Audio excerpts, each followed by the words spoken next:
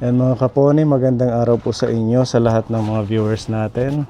Nandito tayo sa Barangay Bato sa Borongan at meron po tayong isang bagong matutulungan sa pamamagitan ng social media.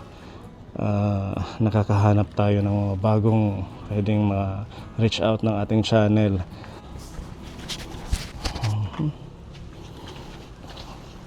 Kaupay. Kaupay ng adlaw. Hello. Pwedeng pumasok dyan. Mag-mic ka ate para marinig ka. I-clip mo lang sa damit mo.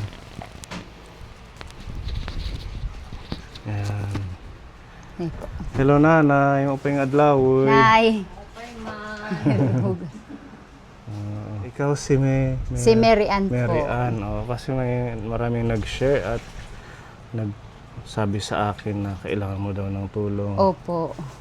Taga dito ka sa Bato? Opo, taga dito po ako sa Bato. Sabi nila sa Campisaw daw. ang Opo, bahay. doon po nakatira yung asawa ko sa Campisaw po. Yung asawa mo taga Campisaw? Opo. Doon talaga ang bahay niyo? Opo, sa bahay ng nanay nila po. Doon po kami nakatira. Ilan yung anak mo? 2 po. Matagal na kayo ng asawa mo? Opo, matagal na. Mag 3 years na kaming mag-asawa ngayong November 9. So February 9 pala. February.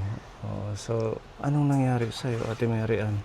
Meron po akong sakit na cancer, stage 4 po, lung Stage cancer 4. po. Pati po yung liver ko po naapektuhan na po din. Ganun. Opo. Kailan mo na-discover o nalaman na agad-agad is stage 4 Nung pagkatapos ko pong manganak, ng pangalawang anak mo? opo.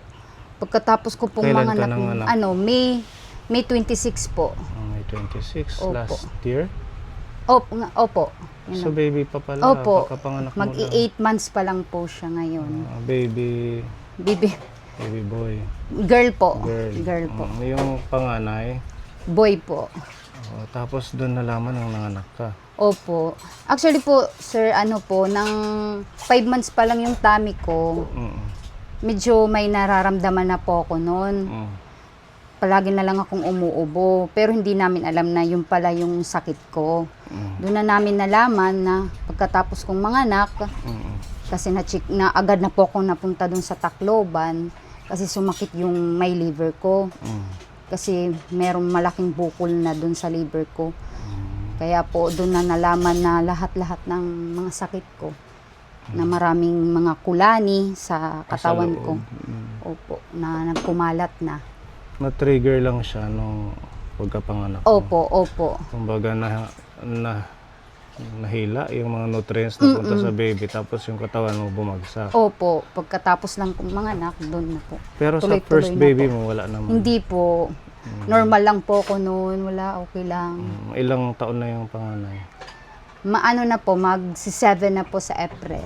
Matagal na sundan. Opo. 7, tapos Tapos bago 8 ngayon months. pa lang. Opo, matagal po kasi kailangan. Kasi mga bata pa kami. Tapos ano po yung trabaho namin. Ilang taon ka na, Ate Mary Ann? 32 po. Bata pa nga Opo. Yung asawa mo, Mas matanda ako sa asawa ko. 30 pa lang siya, magta-31. anong trabaho mo nung malakas ka pa? Dati nandun po ako sa DP. Nag-stop lang po ako noon. Department of... Sa DPWH po. DPWH. Opo. Tapos, may sideline akong nagbebenta ng lupa, ganun. Kumbaga Oo. nagkukomission sa mga pagbebenta Opo, ng oo. lupa. Tapos meron naman nagpapa-transfer ng kanilang mga nabibiling lupa. Ako naman yung naglalakad. Yun po yung dati kong work.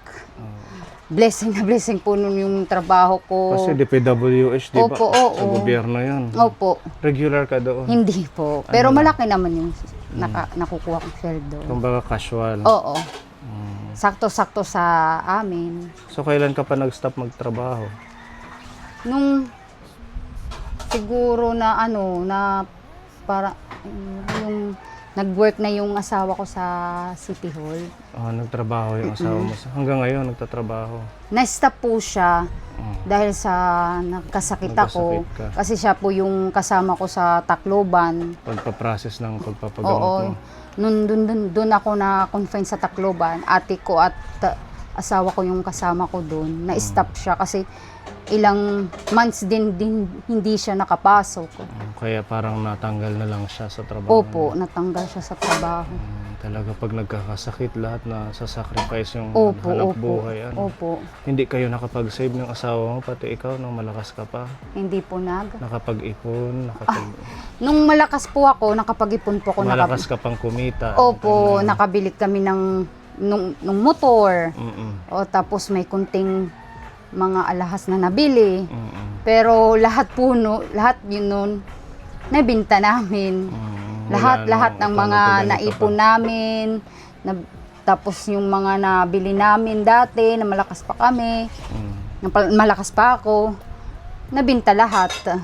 Dahil sa bayarin sa bill sa hospital, tapos pambili ng gamot na ang sobrang mahal na gamot ko.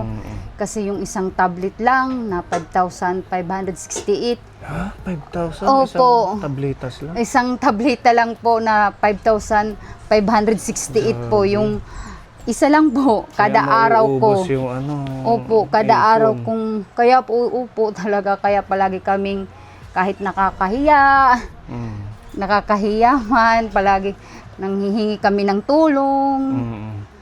Kaya sobrang nakakaya, pero kailangan kasi yan po yung gamot na nakakalakas po sa akin. Kasi ito po, malaki yung liver ko, as in talagang laki.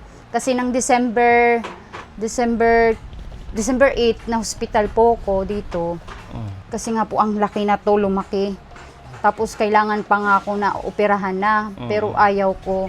Sabi ng doktor ko sa lungs ko, mag-take lang ako ng medicine ko. 3 days lang na lumiit na siya. Opo. Mahal nga lang.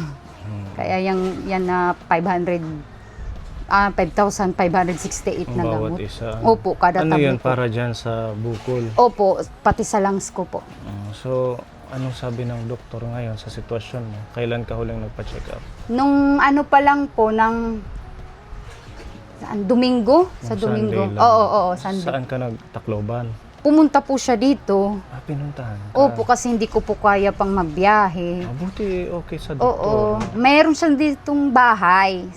Si Doc Dala. Oo. Taga Baybay to siya. Opo. Pumunta kami doon. Kasi sabi niya pupuntahan daw niya ako kasi hindi pa ako makatravel. Kailangan daw ako ma-check up. Chinik up naman. Sabi ni Doc, okay daw yung airways ng hangin ng lumalabas sa akin. Di tulad ng dati na last niya ako na check up. Kasi talagang siya. Ngayon okay niya. Okay. Mapayat lang ako. Kasi ang lakas. Pero dati hindi ganyan yung katawan Hindi mo? po. 72 ako. Kilograms ka? Opo. Ngayon 37 na lang po. Kalahati yung nawala. Sobrang naging butot balat na nga ako. Oo nga. Buti hindi ka nagkakasugat sa Ah, likod. hindi naman. So, Palagi bagay lang kay- masakit dito. Nakakatayo ka pa ng... Nung una hindi. Ngayon lang ako nakatayo nang nakatek na ako ng medicine na yung mahal na medicine. Patingin ng medicine. Ito po. Ito yung mga ang resita. Ayan po. Tapos ito yung medicina ko. Lorlatinib. Para saan Pfizer. ito? Sa cancer? Oo.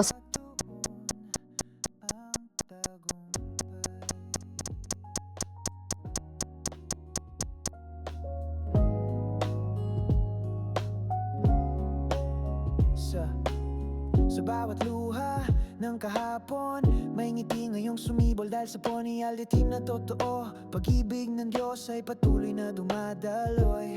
Sir Pony, Ate Ruby, Mami Lee, Peppa George, Kuya Akil, Kuya Gabo, Kuya Jeff, Kuya Levi, Bossing at buong team. Sa tulong ninyong walang hinihingganti, kayo ang lakas, oras ng pangangailangan. Pag-ibig ang hatid, lagi kayong andyan. Salamat sa inyo, mga ilaw ng buhay. Pag-asa'y muling sumisiklab ng tunay para sa mga bata, sa